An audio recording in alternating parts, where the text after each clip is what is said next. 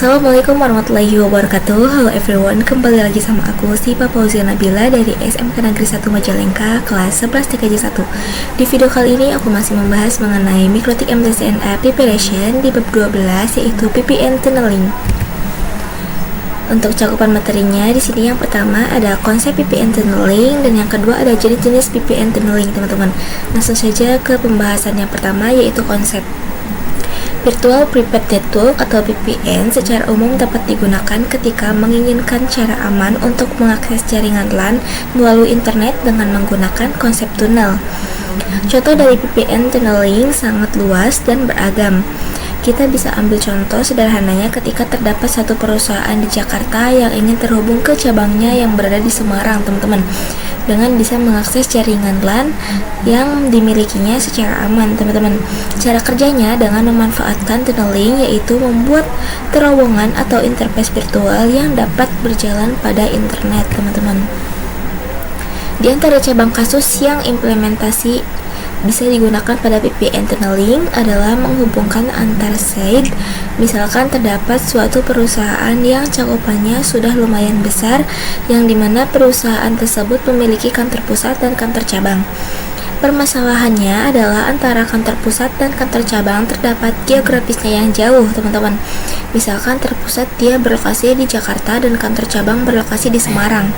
Antara lokasi di kantor pusat dan lokal di kantor cabang itu ingin saling berkomunikasi, teman-teman. Misal suatu perusahaan datanya sama, jadi biar bisa sharing itu pengen aksesnya lebih mudah, teman-teman. Kalau misalkan kita menggunakan layanan infrastruktur seperti fiber optik ataupun kabel ataupun berusaha pasti memerlukan biaya yang cukup mahal, teman-teman. Oleh karena itu pada perusahaan tersebut bisa menggunakan yang namanya fitur VPN tunneling. Jadi antara kantor pusat dengan kantor cabang itu terkoneksi karena dengan interface virtual yang namanya tunnel. Nah, tunnel itu disebut terowongan, teman-teman. Jadi sebagai interval ketua yang menghubungkan antara kantor pusat dengan kantor cabang, syaratnya adalah antara kedua kantor tersebut menggunakan router mikrotik yang sama. Kemudian dua mikrotik tersebut terkoneksikan dengan internet, teman-teman. Untuk internetnya pilih menggunakan cloud. Nah, pembahasan selanjutnya di sini ada susunan topologi, teman-teman. Untuk susunan topologinya di sini yang pertama ada NET, mikrotik 1, mikrotik 2, dan PC 1 dan 2. Antara kedua mikrotik tersebut sudah terkoneksikan dengan internet, teman-teman, di mana internetnya menggunakan cloud net. Bahwasanya antara lokal dengan cabang itu memiliki yang namanya jaringan lokalnya sendiri, teman-teman. Yang pertama bisa hubungkan VPC 2 dengan mikrotik cabang, VPC 1 dengan mikrotik pusat. Jadi goalsnya antara kantor pusat dengan cabang bisa saling sharing data, teman-teman. Nah, yang pertama ada implementasi antara router pusat dengan router cabang itu dia tidak langsung terkoneksikan dengan kabel, teman-teman. Jadi terkoneksinya dengan interface yang namanya tunnel. Yang kedua ada setting hostname. Caranya untuk mikrotik pertama dengan nama router pusat dan untuk mikrotik kedua dengan nama router cabang, teman-teman. Sebelum ke Winbox, kita harus menggunakan routing terlebih dahulu antara PC dengan PNetLab kita agar keduanya bisa saling terkoneksi, teman-teman. Yang pertama, teman-teman bisa buka command prompt-nya, lakukan routing antara PC dengan PNetLab-nya. Lalu klik run as administrator. Kemudian lakukan routing untuk perintahnya bisa menggunakan root add. Kemudian definisikan network pada PNetLab. Nah, apa yang dimaksud dengan network PNetLab itu?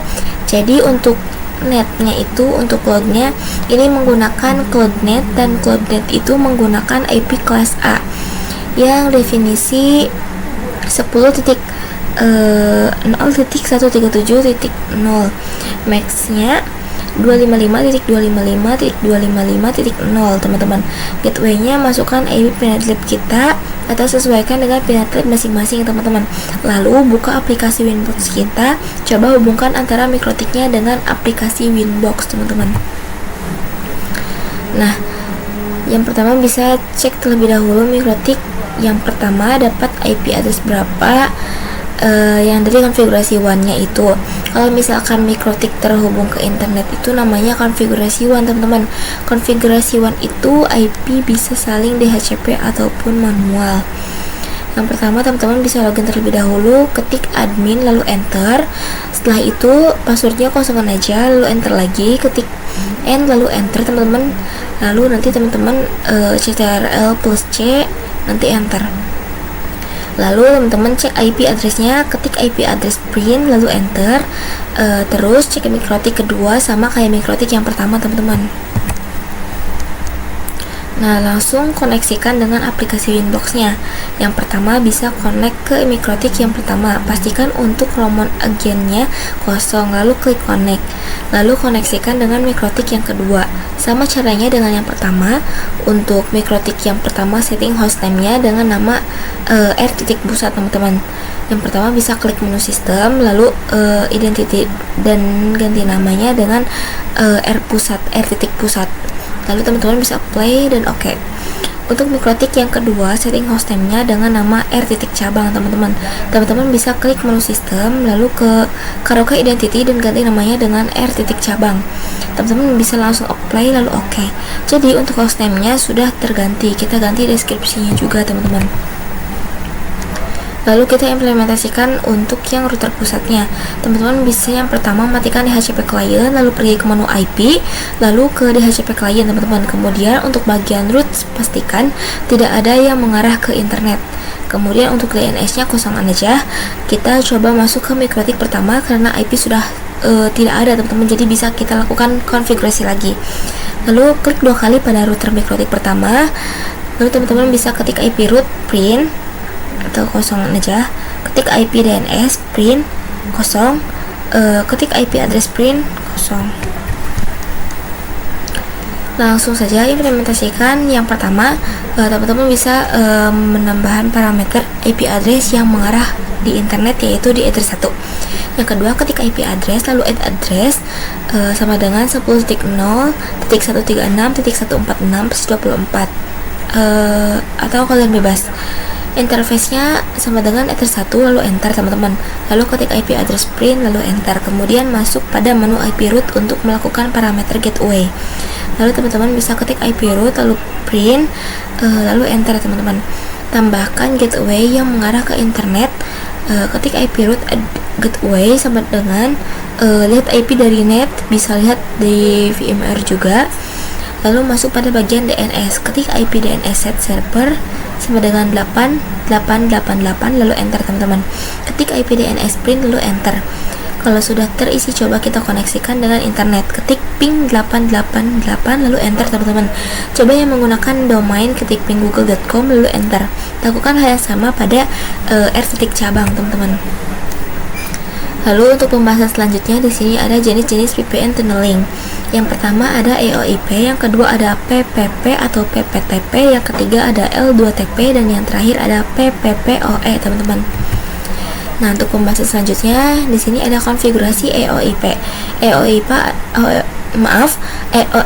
atau Ethernet over IP adalah protokol pada mikrotik router OS yang berfaedah untuk membangun sebuah network tunnel antar mikrotik router di atas sebuah koneksi TCP atau IP teman-teman.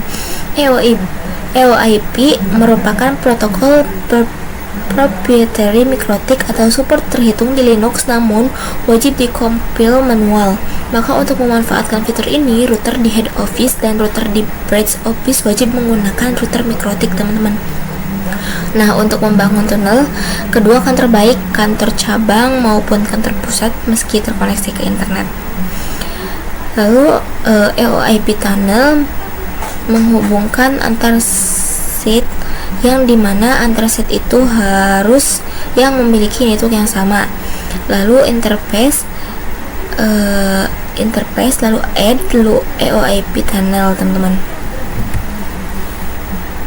Untuk konfigurasi EOIP tunneling, teman-teman bisa buka pada menu Winbox r.pusat kita, lalu klik menu interface, lalu klik tambah, lalu klik cari EOIP tunnel.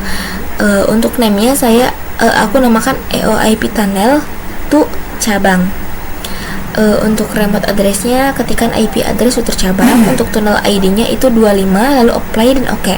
Nah, di sini belum terdapat tanda R yang biasa dikenal dengan running karena kita belum menambahkan pada router cabangnya, teman-teman. Teman-teman bisa buka Winbox pada router cabang, lalu buka menu interface, lalu tambahkan cari EOIP tunneling. Untuk namanya aku namakan EOIP tunneling to pusat. Remote address-nya ketikkan IP address pada router pusat, tunneling ID-nya 25. Nah, di sini sudah berhasil ada tanda running-nya atau R, teman-teman. Nah, di sini kita coba ping dari router cabang ke router pusatnya. Yang pertama, teman-teman bisa buka menu Winbox router pusat. Yang kedua, bisa ping atau IP dari router cabang, teman-teman. Nah, sudah bisa ya, teman-teman, kalau misalkan sudah seperti itu. Lalu untuk pembahasan selanjutnya di sini ada PPP atau point to point protocol, digunakan untuk membangun tunneling atau koneksi langsung antar dua lokasi yang berbeda melalui internet, teman-teman. PPP dapat menyediakan autentikasi koneksi, enkripsi dan konferensi. Yang router OS mendukung berbagai tunnel PPP seperti PPPoE, SSTP, L2TP, PPTP dan lain sebagainya, teman-teman. Nah, untuk pembahasan selanjutnya di sini ada PPTP atau Point to Point Tunneling Protocol, merupakan salah satu tunneling yang menyediakan enkripsi melalui IP, teman-teman. Juga merupakan tunnel yang banyak digunakan karena hampir semua OS support PPTP client. Dapat digunakan juga untuk membuat koneksi aman antara jaringan lokal melalui internet, teman-teman. Router OS mendukung PPTP client dan PPTP server, teman-teman. PPTP menggunakan port TCP 1723 dan IP protokol 47 GRE atau Generic Routing Encapsulation. NAT helpers digunakan untuk mendukung PPTP di jaringan NAT, teman-teman. Nah, di sini untuk pembahasan selanjutnya ada konfigurasi PPTP. Untuk PPTP bekerja layaknya klien dan server, teman-teman. Untuk yang sisi server, misal saya contohkan dari R titik pusat, dan untuk sisi kliennya saya contohkan di R titik cabang, teman-teman. Nah, karena PPTP bekerja layaknya server dan klien, maka harus dikonfigurasikan terlebih dahulu, teman-teman. Untuk IP atau untuk interface yang mengarah ke kliennya dengan IP address, dan untuk enter 2 di R titik pusat harus diisi IP address yang nantinya akan menjadi gateway untuk VPC 1. Dan juga kita perlakukan konfigurasi IP address pada Ether 2 di R titik cabang yang nantinya akan dijadikan gateway untuk VPC 2, teman-teman. Nah, kita masuk ke R titik pusat terlebih dahulu. Teman-teman bisa masuk pada menu IP, lalu ke address, lalu di add atau plus. Untuk Ether 2 untuknya ada di R titik pusat. Aku coba definisikan 192.168.1.1/24, teman-teman. Interface-nya Ether 2 karena mengarah ke klien. Lalu teman-teman bisa klik apply dan oke. Kemudian coba setting pada R titik pusat, yaitu DHCP server, sehingga nantinya VPC mendapatkan IP secara otomatis, yaitu nanti di request sebagai DHCP client, teman-teman. Nah, nanti teman-teman bisa pergi pada bagian IP, lalu klik DHCP server, lalu ke menu DHCP stub. Untuk DHCP server interface-nya yaitu Ether 2, lalu di next aja sampai akhir, teman-teman. Nah, lalu coba request pada VPC 1, teman-teman bisa klik 2 kali pada VPC 1, ketik IP DHCP, nanti akan ada pemberitahuan IP address secara otomatis, teman-teman. Nah, setelah itu lalu ketik show IP, lakukan hal yang sama pada VPC 2 nantinya, teman-teman. Untuk yang addressing pada Ether 2 sudah bisa, teman-teman, kalau misalnya sudah diketik seperti itu. Nah, karena sudah berhasil, jadi langsung konfigurasi PPTP-nya. Teman-teman bisa buka menu Winbox R titik pusatnya, lalu pergi pada menu PPP, lalu cari pada menu interface-nya yang namanya PPTP server, lalu nanti enable-nya checklist dan nanti apply atau oke. Nah, sudah aktif PPTP-nya ketika kita sudah checklist, teman-teman. Nah, di sini misal kalian pengen untuk sisi kliennya, ketika dia ingin terhubung PPTP tunnel ke kita, dia menggunakan username dan password. Maka dari itu kita bisa bikin username dan password pada sisi PPTP servernya di menu Scratch, teman-teman. Teman-teman bisa pergi ke menu Scratch-nya, lalu klik add atau plus, namanya bebas, misal PPTP Dilan. Nah, untuk passwordnya misal 123, teman-teman. Untuk servisnya kalian pilih PPTP.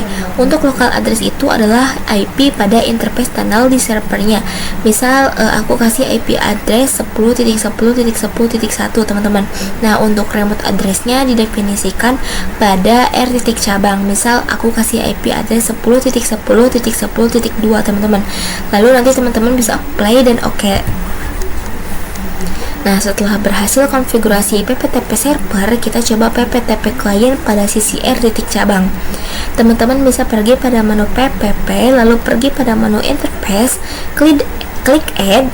Nanti kalian add-nya pilih yang namanya PPTP client ya, teman-teman. Nah, untuk sisi generalnya biarkan aja PPTP out 1. Fokuskan pada menu dial out saja, karena di menu ini ada informasi terkait connecto. Connecto ini kita hubungkan pada R titik pusat. Jadi kita definisikan IP dari R titik pusat, lalu isikan IP statiknya router pusat, teman-teman. Nah, untuk username dan passwordnya masukkan yang sudah kita buat pada DHCP server yang tadi sebelumnya, teman-teman.